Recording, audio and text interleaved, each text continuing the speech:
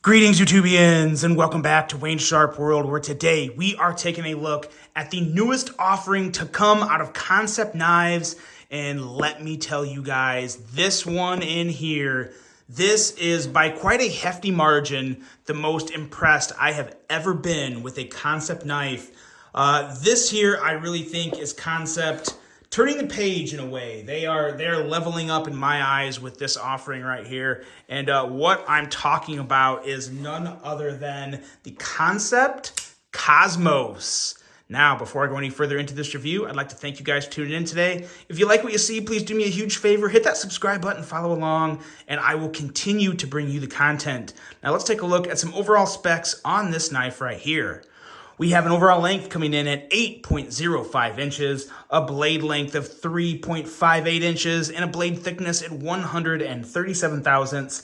Blade material, CPM 20 CV.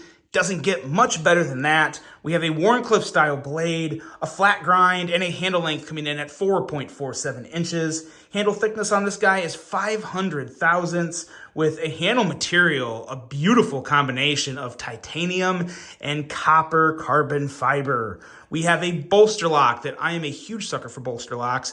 And this particular bolster lock is done amazingly well. We will talk a lot more about that when we get to the handle in action.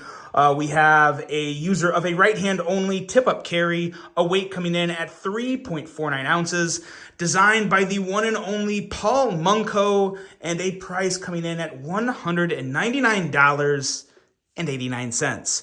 And I will say right now, giving the materials and of everything, of the handle, the blade, and the overall fit and finish and execution, I could make an argument that this is not only worth $199, that it's a pretty damn good deal for $199. So yeah, very, very nice competitive offering coming out of Kansept. And let's do some size comparisons here and see how it lines up with some other more well-known EDCs. What we have here is the Civivi Conspirator. Almost said Kansept. It's definitely a Civivi. And this is the Kaiser Escort right here. And two really good examples of just overall length. As you can see, dramatic difference in the overall shape and outline of the knife, which you would expect with a Paul Munko design. Paul's a really creative dude. I've met him before out at Blade Show. Really nice guy, and he has some really cool projects in the works. So keep your eyes out for those.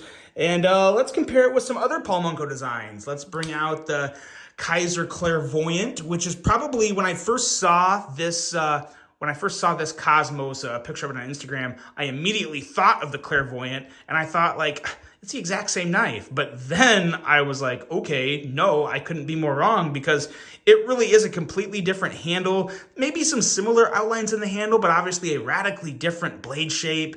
And when you just hold these guys in hand, both of them feel very different. You don't really have a choil at all on the Clairvoyant, and you have a really nice full finger choil on the Cosmos. So really are some pretty huge differences that you really have to see them right next to each other, which is why idiots like me have a channel to show you guys this. But yeah, really, really big differences. But two very great knives nonetheless. And let's bring out one more here for a size comparison. We have the Comet, which is a slightly older Paul Munko design, and definitely a huge difference in length there. But yeah, as you can see, some pretty good designs coming out of Paul Munko, and I still love the Clairvoyant. That's also still a very great knife. But this Cosmos, it is different. Definitely different in so many ways. The feel, the premium feel on this knife is nothing I've ever handled on a Kansept before. A lot of that comes down to the action, which we'll get to later in the review. But first, let's talk about this blade, because it is one very well done blade. Really good looking warning, very slicey. We have a nice reinforced tip up here with a really good looking swedge. It is a flat grind coming down to 15 thousandths behind the edge, so a nice thin slicey edge and a nice aggressive tip, as you get on pretty much every Wharncliffe design. Really nice jimping back here in two positions, kind of looking like a little bit of that Vox inspiration there. Really like that, because this right here is really, really nice. Right around here, depending on the size of your hand, is kind of where you're going to want to put it. But yeah, the jimping works really good, so draw cuts. would be very nice with this. And then, of course, you have just your traditional jimping back here at the end of the spine, which feels really, really good in hand. And yeah, really no issues. The way the blade works with the handle here to incorporate that choil is very nice. And how they made kind of this little beveling in here to kind of take away some of the thickness at the end of the handle to make just a little more of a comfortable index finger grip there is very much appreciated, and just a really, really nice blade overall. Looking really, really good. Nice stone wash. There you have Paul Munko's maker mark right there. And yeah, really, really good looking blade to pair with an excellent, excellent handle. For me, the handle in action, I love the blade shape, but the handle in action are what really win it for me.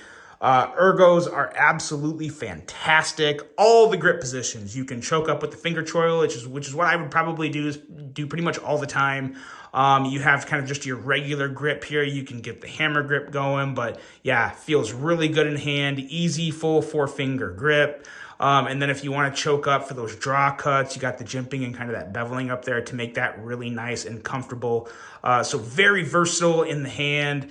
And man, oh man, this copper carbon fiber looks fantastic. It's almost like a copper topo style type of carbon fiber. Really like how this turned out. There's no flaws, really nice and smooth. Excellent fit and finish on this copper carbon fiber. And the clip is very nice. Nice kind of just a milled clip, no hot spots, no nothing. Virtually disappears in the hand. I don't feel the end. I don't feel anything. Excuse me. Just feels very, very good. They got a nice little bronze backspacer here. I love how they did the bronze on the clip and the backspacer. Works really well with the carbon fiber. And yeah, all in all, just pairs really, really well together. And I also kind of like how they left the titanium. You know, they could have bronzed the titanium, but then that could have been a little too much bronze. So I really like what they did there, just keeping that natural. Might have been cool to have kind of a bronze pivot collar. That's maybe the only thing that I would have considered doing different on this. I think a bronze pivot collar would have really just popped, made it look really, really good, but it already looks really, really good. The bolster lock on this thing, absolute home run. They knocked this bolster lock out of the park.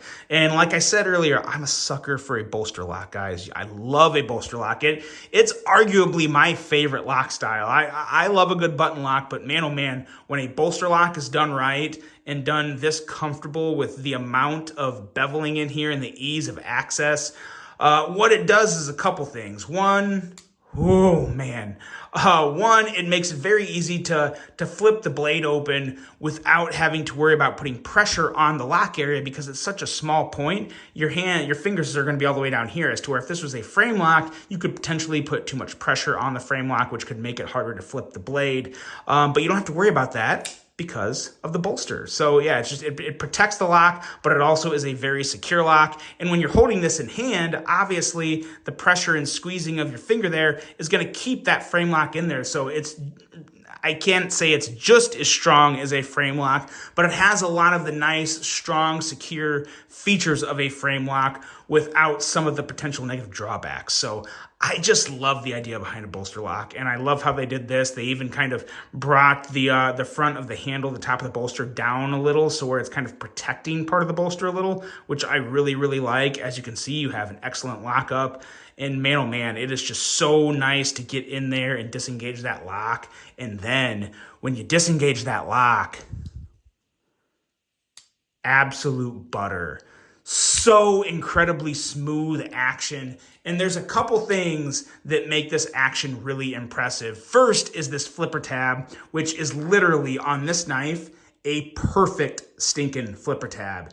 And there was a lot of room for error here. They could have messed up the jimping. They could have messed up this little cutout area here that would have made it harder to flip the blade out. Like, every detail on this flipper tab was nailed, and it's so effortless and so easy and just so damn enjoyable. Like I said before, I mean, Vero makes these flipper tabs really nice. There hasn't been a lot of other companies outside of Vero to really nail that real minimal flipper tab like that. And Paul Munko and Kansept have done that in the grandest fashion. Oh man, this is so smooth. The action on this Kansept, and I'm not kidding you guys, this rivals a Riot, this rivals a Wii, this rivals any premium high-end Chinese manufacturer you can think of.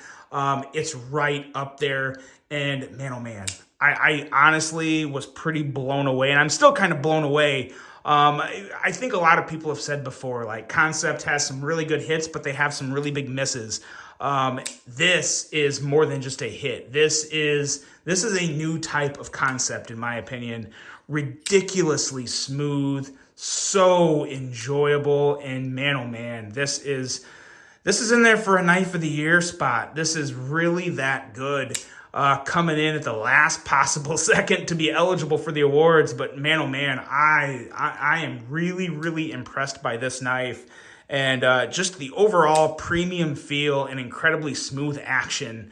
Yeah, but this Kansept has my full attention now. If they keep making knives with this type of action, look out, because just ridiculously impressive. This is a 100% yes in my book. If you're looking at something like this, like I said, for the materials and the originality of the design, I am all about this for $199, $200. Great offering from Kansept. Let me know what you guys think of this one. I am a huge fan of the Cosmos. Really impressed by it, but I want to know what you guys think. Let me know in the comments. I really hope you guys enjoyed this one. I have a ton, and I mean a ton of content to bring you between tomorrow and all the way leading up till Christmas. Some great lists, all my Knife of the Year awards, another review of a great Kansept, 2 absolute bangers coming to you guys on Friday and Saturday. Amazing stuff coming. Can't wait to bring it to you. And until the next one,